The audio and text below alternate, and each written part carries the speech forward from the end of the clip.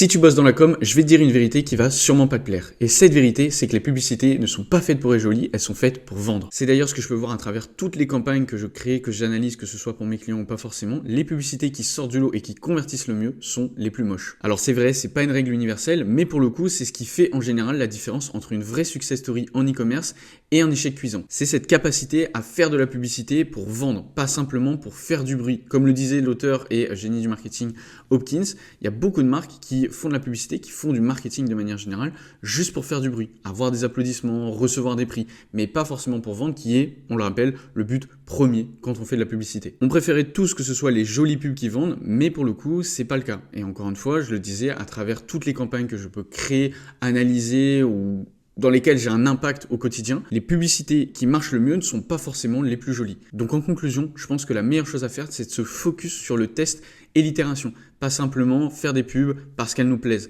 Il faut se mettre à la place vraiment du persona, du client qui est en face, qui va recevoir la publicité. Et le but, encore une fois, de cette publicité, il faut qu'elle soit optimisée, pas qu'elle soit jolie pour la vente.